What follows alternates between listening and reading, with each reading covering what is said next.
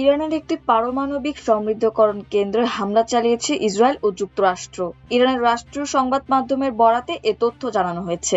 ইরানি সংবাদ মাধ্যম Tasnim news agency জানিয়েছে, শনিবার মধ্য ইরানের নাতাজ পরমাণু কেন্দ্রে এ হামলা চালানো হয়, তবে এতে কোনো তেজস্ক্রিয় উপাদান ছড়িয়ে পড়েনি। প্রতিবেদনে আরও বলা হয়েছে, তেহরান ও ইস্পাহানের মাঝামাঝি অবস্থিত এই কেন্দ্রের আশপাশের বাসিন্দারা কোনো ঝুঁকিতে নেই। এর আগে চলতি মাসের শুরুর দিকে আন্তর্জাতিক পরমাণু শক্তি সংস্থা জানিয়েছিল, গত 28 ফেব্রুয়ারি ইরান জুড়ে যুক্তরাষ্ট্র ও ইসরায়েলের শুরু করা হামলার পর নাতাজ পরমাণু কেন্দ্রটি ক্ষতিগ্রস্ত হয়েছে।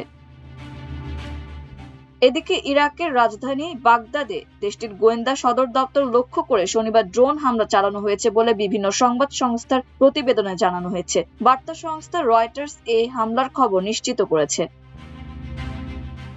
ইরাক সরকারের নিরাপত্তা মিডিয়া ইউনিটের প্রধান জেনারেল সাদমান নিশ্চিত করেছেন যে সকালে বাগদাদের প্রাণকেন্দ্রে এই হামলা চালানো হয়েছে। অন্যদিকে এএফপি নিরাপত্তা সূত্রের বরাত দিয়ে জানিয়েছে, বাগদাদের একটি যোগাযোগ ভবনও ড্রোন হামলার শিকার হয়েছে। এএফপির উল্লেখ করা ওই নিরাপত্তা সূত্রটি আরও জানিয়েছে, ক্ষতিগ্রস্ত ভবনটিতে ইরাকের একটি নিরাপত্তা সংস্থার কার্যালয় ছিল। সংস্থাটি দেশটিতে উগ্রবাদ বিরোধী অভিযানের অংশ হিসেবে মার্কিন নেতৃত্বাধীন জোটের সঙ্গে কাজ করে থাকে। ইরাকের ন্যাশনাল ইন্টেলিজেন্স সার্ভিস বা জাতীয় গোয়েন্দা সংস্থা এক বিবৃতিতে বলেছে, বাগদাদে তাদের সদর দপ্তরের কাছে আইন বহির্ভূত গোষ্ঠীর চালানো ড্রোন হামলায় এক কর্মকর্তা নিহত হয়েছেন। এদিকে লেবানন সীমান্ত ও ইসরায়েলের উত্তরাঞ্চলে একদিনে দখলদার বাহিনীর ওপর রেকর্ড 55টি হামলা চালানোর দাবি করেছে সশস্ত্র গোষ্ঠী হিজবুল্লাহ। ইসরায়েলের বিরুদ্ধে হিজবুল্লাহর ইতিহাসে একদিনে এটি সর্বোচ্চ সংখ্যক হামলার ঘটনা। এ পরিস্থিতিকে অত্যন্ত তাৎপর্যপূর্ণ হিসেবে দেখা হচ্ছে। লেবানন সীমান্তের বিভিন্ন প্রান্তেও বড় ধরনের সংঘাতের খবর পাওয়া গেছে।